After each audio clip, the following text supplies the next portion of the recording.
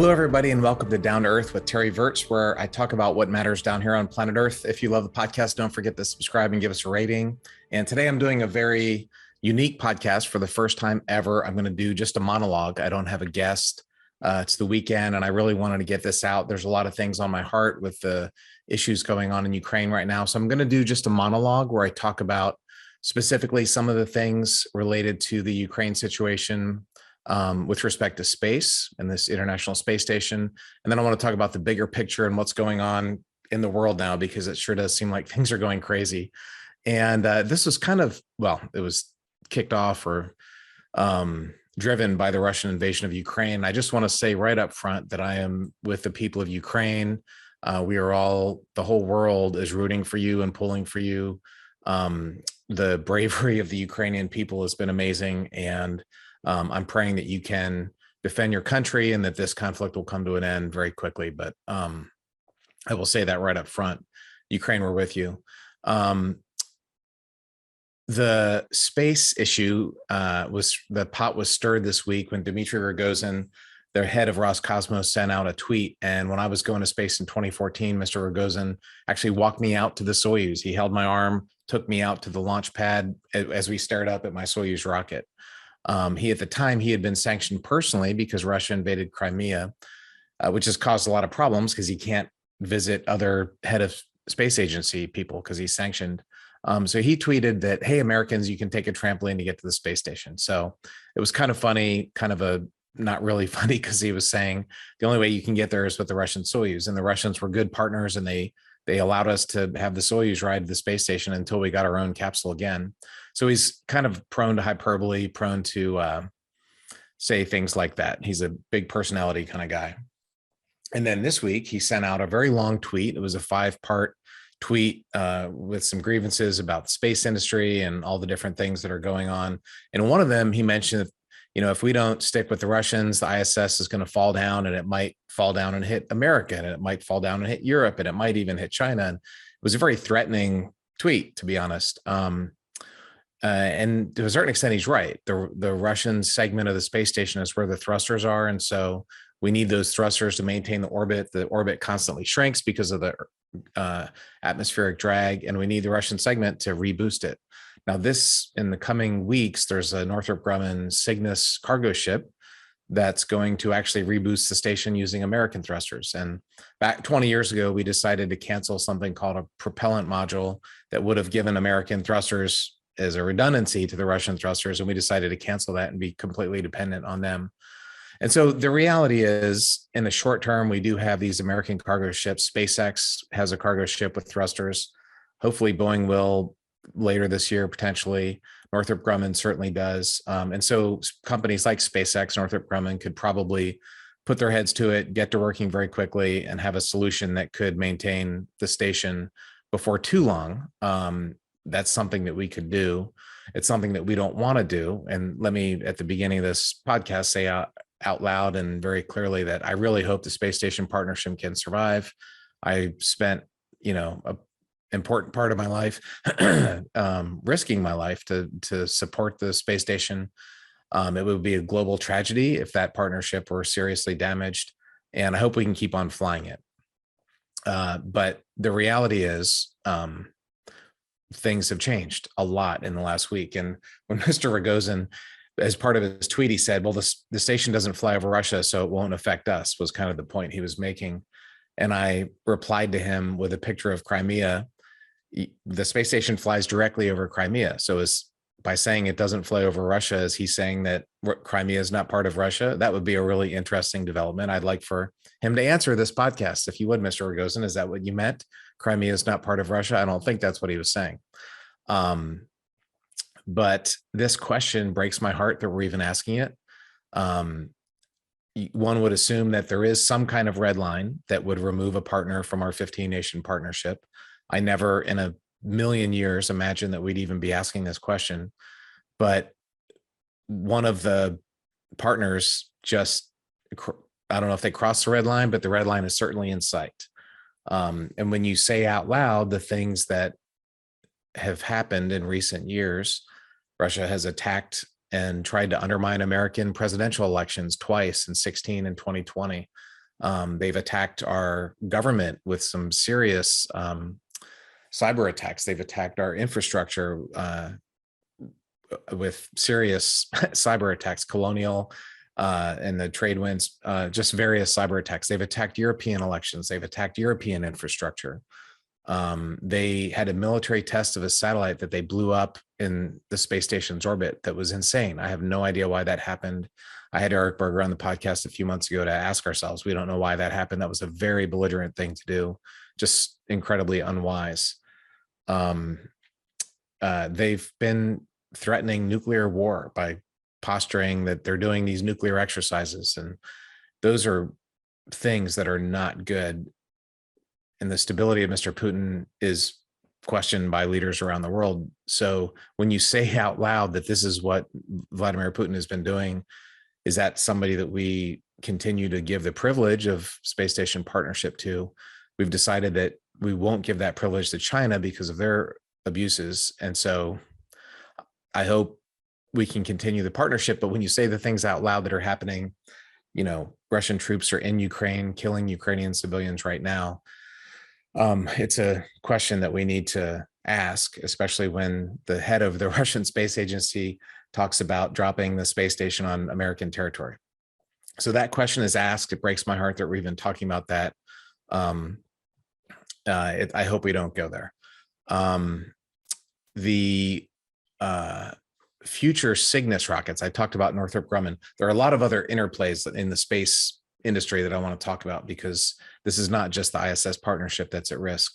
The Northrop Cygnus rocket launches an American and European capsule on a Ukrainian-made rocket using Russian-made engines, which is crazy. We just had a successful mission in the middle of the Ukraine disaster.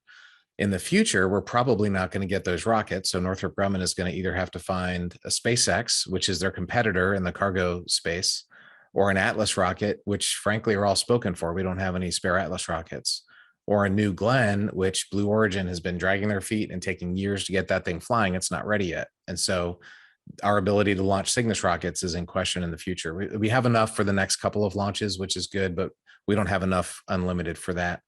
The Roscosmos also just announced that they're pulling out of French Guiana, and the Soyuz launches from South America there on the European Space Agency port in French Guiana on the north side of South America.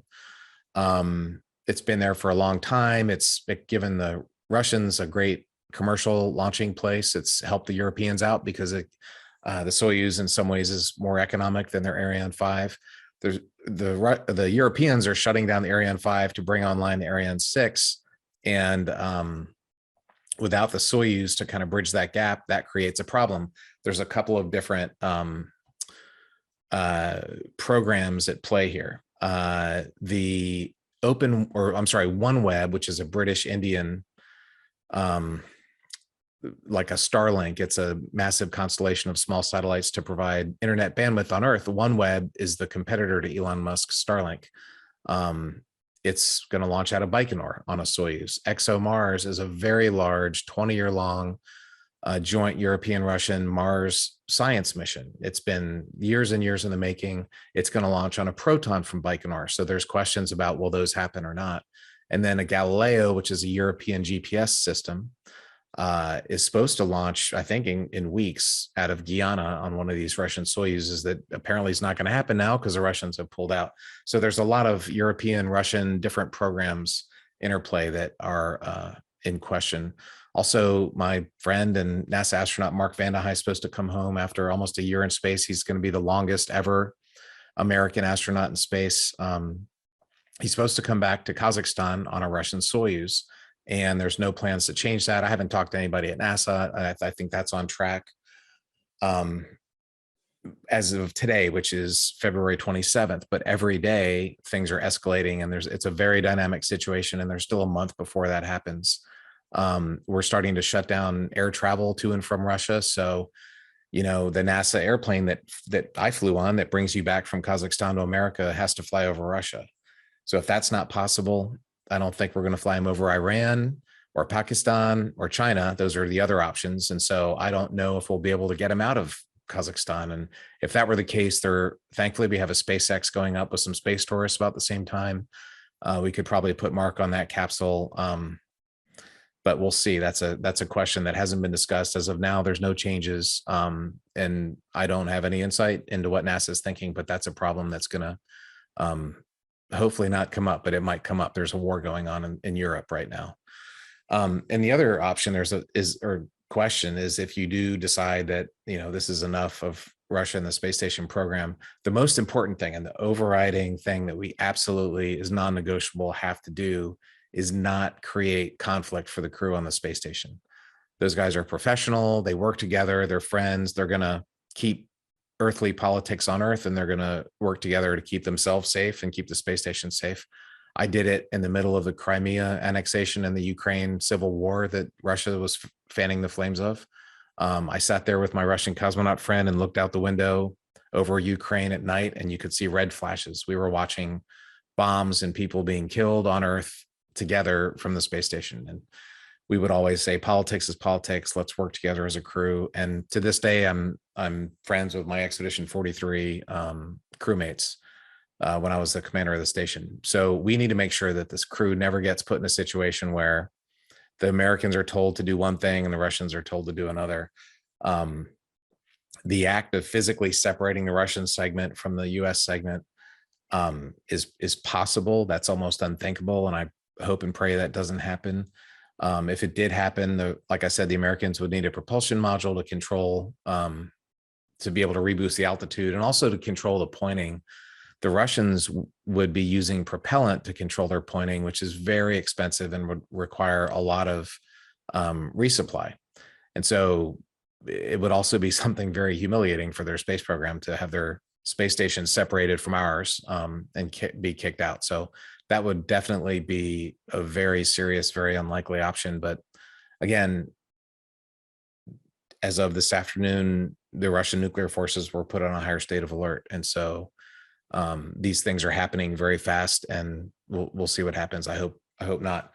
The other problem that they have is that the future of Roscosmos is just very bleak. In the 90s, we brought them into the partnership to hopefully give them some work and start a partnership. And it was a spectacular partnership. I developed true friends. I love the folks that I worked with in Star City. I love the culture. I love the food. I enjoyed traveling to Russia. Everything about the space station partnership was great. Made a lot of lifelong friends there. But, there's been a lot of American money that's gone in to kind of rejuvenate the Russian space program. We have given them a raison d'etre. That's what the Soyuz and Progress have been doing for many years. That's what the training has been doing. Space tourists come in every once in a while and give them a few $1 million here and there. That has kept them going. And in the interim, they've had zero innovation. There are no Russian SpaceXs. There are no Russian Blue Origins. There are no Russian, commercial cargo and crew and space stations and manufacturing and all the different things that we've been doing in America. The Russians they could have done that. They're some of the smartest people on Earth. It's just the government that they have has chosen other priorities. And so it's going to be a rough go, unfortunately, for them once the space station program is over. If it's this year, if it's 2024, if it's 2030, at some point in the relatively near future, that program's going to end, and it's going to be a rough time for my friends there, which is a sad thing. They're going to partner, I think, with the Chinese eventually. That partnership is going to be much, much, much different than the American partnership. America always went out of its way to be deferential, to treat them as equal partners. It was a partnership with us. It's not going to be a partnership. It's going to be I'd say a master and servant relationship. China's going to be the senior partner and Russia is going to be the much more junior partner. And that's going to be eye-opening for them. That's just where I see the future of the space exploration and space cooperation going. I will say that what's going on in Ukraine right now, and I'm going to talk about the bigger picture, really needs to be ended quickly. It's kind of like a letter from a lawyer. If you're getting letters from a lawyer, you can just ignore them, but the problem's not going to get any better. It's the same thing with dictators. If we keep the level of sanctions that we have today, they're very strong. They're going to make life miserable for average Russians, and my heart goes out to them. But that they're not going to deter Putin from what he's doing in Ukraine. I think there are some incredibly harsh sanctions that need to be done now because this war needs to be ended. We're not going to send our troops in, and so the Ukrainians are just getting killed while we're waiting here. And some of the sanctions that I would think that we need to do would be all of the Duma members that voted for war in Ukraine, and that they voted 341 to 0. So all of the Russian congressmen, if you will, the Duma members, need to be severely sanctioned.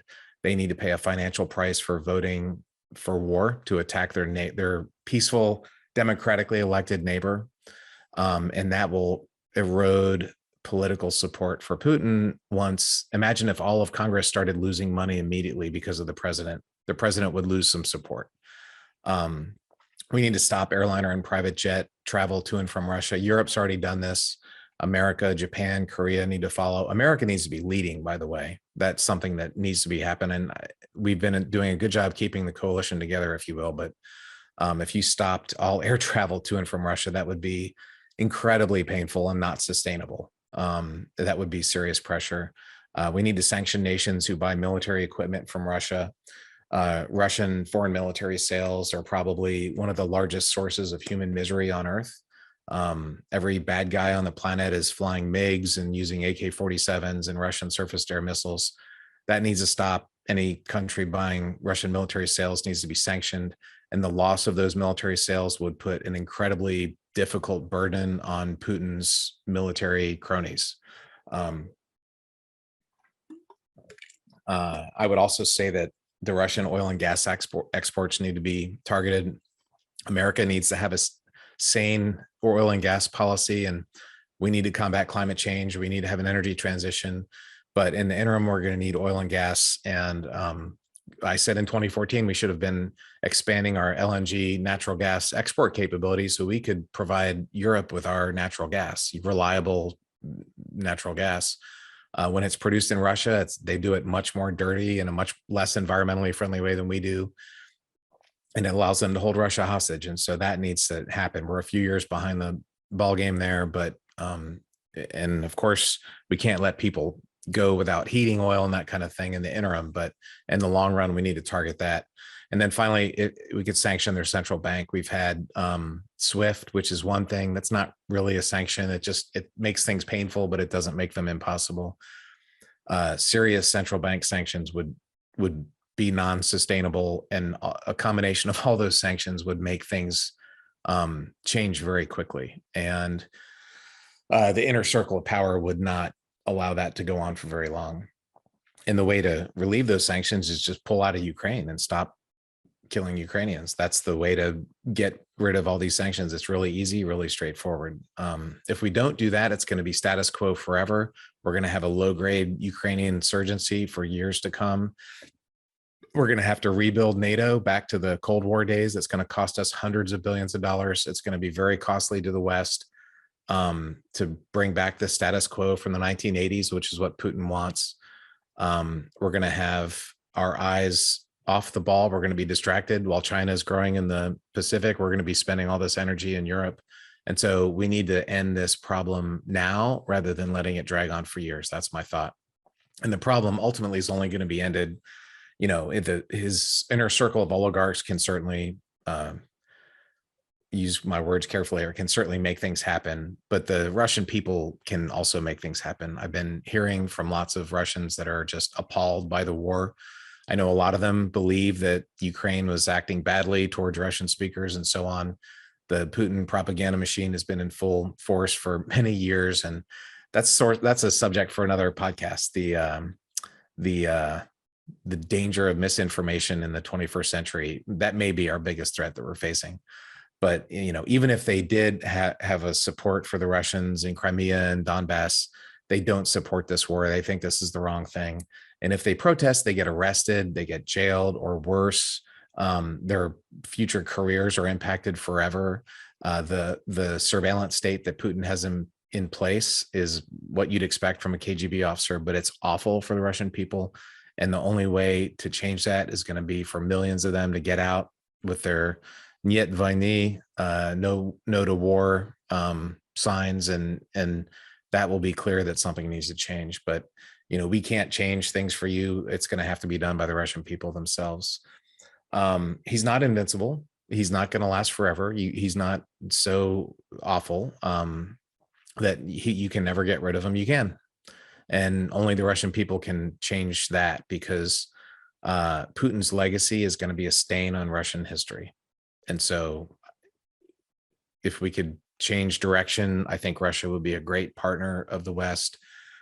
Your economy could be so much better than it is now. There's so many innovations, cooperation. There's so much good that could be done. The Russian people are smart. They're hardworking. They have all kinds of resources. They have huge amount of territory.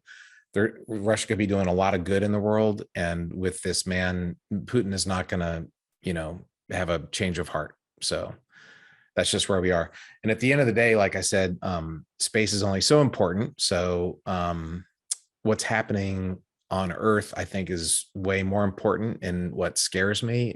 But it's the truth, and you have to say it out loud, is this march towards authoritarianism. It's a authoritarian versus democracy conflict. And the democracies of the world have not been doing very well. We've kind of been struggling a lot. In fact, we just saw a democracy brutally attacked and invaded, and none of its neighbors came to its defense. Just to say it out loud. For years, I've been doing a lot of public speaking in the last 5 or 6 years. And I always kind of end my talk with, it feels like it's the 1920s and 1940s, not too far away. Well, it feels like it's 1938 and 1939 is not that far away. I did some history study this weekend, and in 1938, Hitler had done Anschluss with Austria, and he had a big beef with Czechoslovakia, with Bohemia, it was called the Sudetenland. And there were ethnic Germans, there were German speakers there, and he said, oh, they're being mistreated. They really should be part of Germany. And so he had this big conference and said, this is my last demand. Once I get this, I don't want anything else in Europe. We'll be happy, but we need to protect these poor German speakers because they're being abused. And we don't want the whole country. We just want this little enclave of German speakers. And Neville Chamberlain went back to England with the paper and said, peace for our time. He didn't say peace in our time. He said peace for our time. And then we know what happened. After that, and on September 30th, 1938, the German army went in and invaded the entire country of Czechoslovakia. It was a dictator who had been in power for years, who wanted to make his country great again, who had a pretext of, oh, these poor native language speakers are being abused. I'm just going to help them out. I'm not going to invade anybody else. And then he ended up invading the whole country after saying he wouldn't. That describes February of 2022 to a T. He also had a Asian ally in the making. It describes February 2022 to a T. It is scary. The two big differences, though, are now we have NATO, and we also have nuclear weapons. And nuclear weapons are kind of a great balancing act, a neutralizer. They have been for the last almost century now. I pray that they'll continue to be. That could be very bad, but hopefully things will not go to 1939. But this is why we need to end things at 1938. That's what I'm saying. After 4 years of this horrendous assault on NATO, America berating NATO, America saying, well, Putin wouldn't lie. He didn't. If he's told me there was no cyber attacks, I'm going to ignore the CIA and FBI, and I'll believe Putin. Just saying that NATO's outdone, pulling our F-16s out of Germany. NATO has been under attack. Our NATO partners don't trust America anymore. They know that we're in a different presidential administration now, but 4 years from now, that could change. And there's real concerns in Europe and around the world that our democracy is going in the wrong direction. Folks, we need to get that turned around in the biggest way. And we have NATO in Europe, but we don't have that necessarily in the Pacific. We had something called TPP, Trans-Pacific Partnership, and the goal was to take countries like Korea, Japan, Australia, others in Southeast Asia, the Pacific nations, and kind of let's build our own trading partnership to help counterbalance China. And the last president came in, destroyed that, tore that paper up because he could do a better deal himself, and that deal never happened, and that just emboldened China, and it made 4 years without any counterbalance to China. And so what we need is a NATO-like organization in the Pacific where we can go in and have our own trading partnership and begin a process of economic disengagement from China, so that we're not strengthening the Chinese Communist Party, the world's most intense authoritarian state surveillance state The military has been growing at double digits for over 20 years. They've been incredibly aggressive towards Taiwan. They just took over Hong Kong illegally against international law and conventions and treaties. They're not going to stop there if we keep on letting them stop. And so the situation in Asia is not good either, and we need to do that. And a lot of these issues come back to energy policy. Our energy policy needs to recognize this world order. And although we need to combat climate change and we need to focus on the energy transition and renewables and that kind of thing, we need to reintegrate geostrategic policy into energy policy, because energy independence is independence. And that involves oil and gas to a certain extent for the 21st century. There's going to come a day where we won't need it. We're not there yet.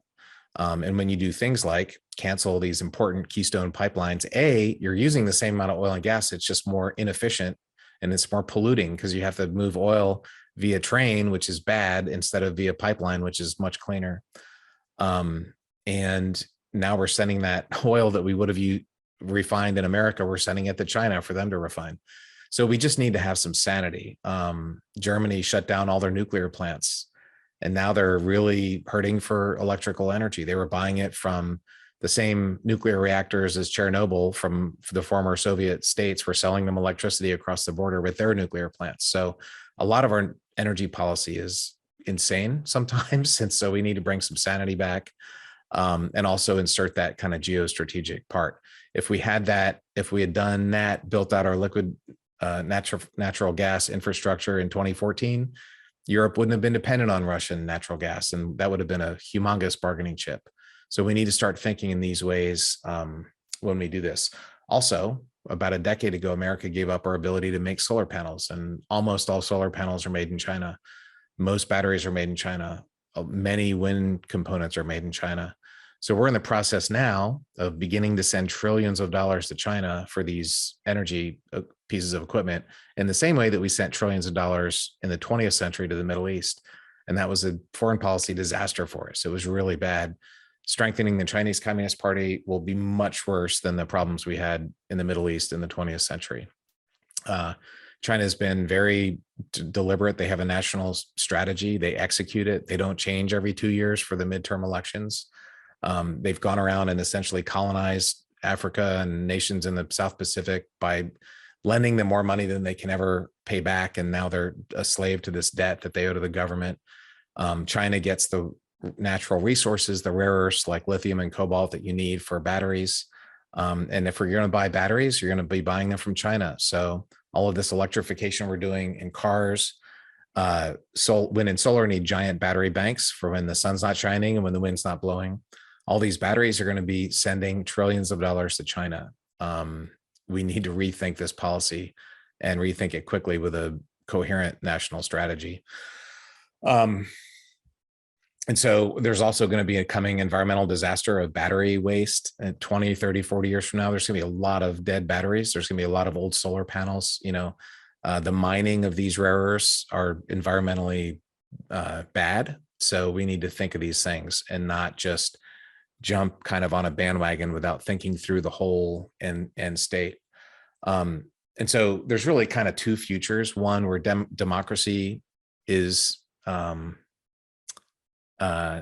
main way that we live on Earth, where people can choose their leaders when leaders make mistakes, or when leaders end their term per term limits, they're gone and another leader comes in.